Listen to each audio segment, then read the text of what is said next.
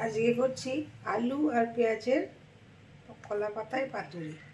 প্রথমে সর্ষের তেল দিয়ে নিলাম কলা পাতার উপর।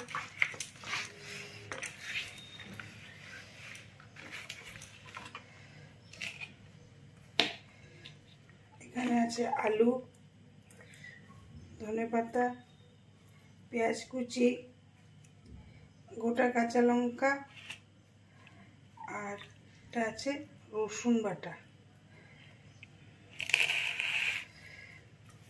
এর মধ্যে দিয়ে দেবো একটু কাঁচা তেল আর পরিমাণ মতো নুন দেওয়া আছে। কাঁচা তেল দিয়ে ভালো করে মাখিয়ে নেব।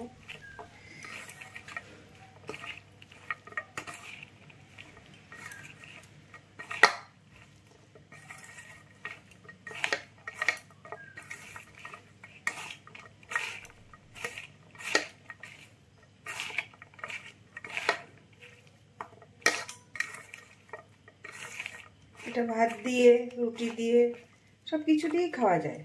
গরম ভাতের সঙ্গেও বেশ ভালো লাগে।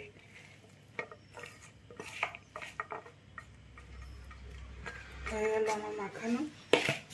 এবার এই কলা পাতাটা একটুখানি আগুনে সেঁকে নিয়েছি, নিয়ে তেল দিয়ে নিয়েছি। এইবার এমনি করে দিয়ে দেব।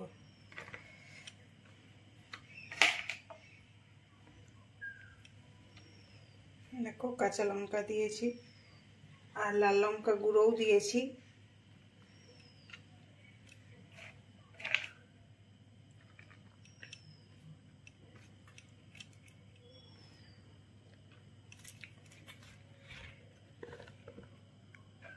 এটা এবার সুন্দর করে মুড়িয়ে নেব।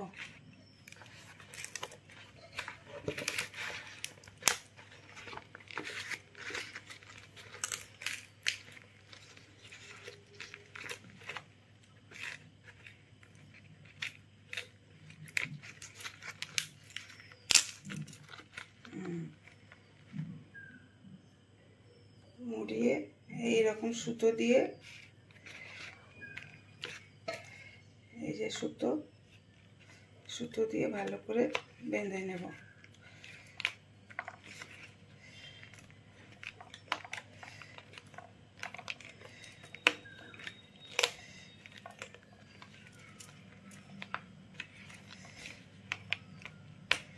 ব্যাস, এটা হয়ে গেছে। এটা আবার রেখে দেব।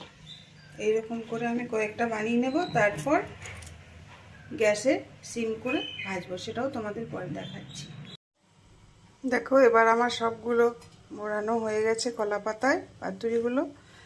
এইবার আমি কড়াইতে একটু তেল দিয়ে দিলাম।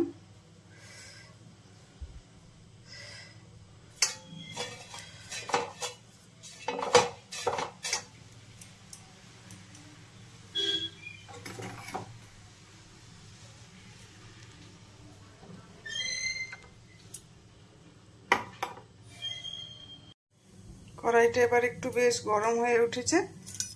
এখন আমি, দেখো ধোঁয়া উঠছে,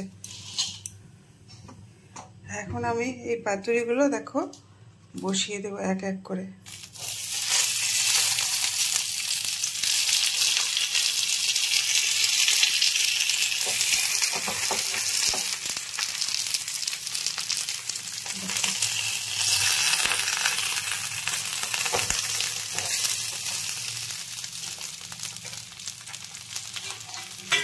একটা থালা দিয়ে ঢাকা দিয়ে দেবো, দিয়ে খুব সিমে এটা রান্না হবে, একদম স্লো।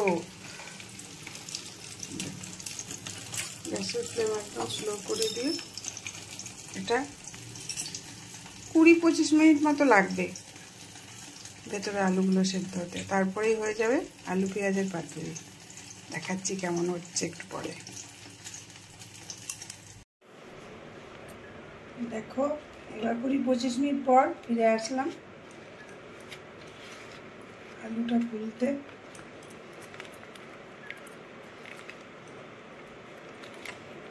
এই দেখো হয়ে গেছে।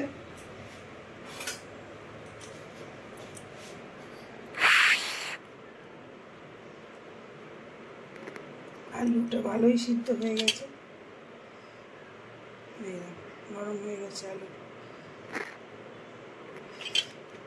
বেশ সুন্দর গন্ধ বেরিয়েছে। ঠিক আছে, টাটা, তোমরাও একবার ট্রাই করো।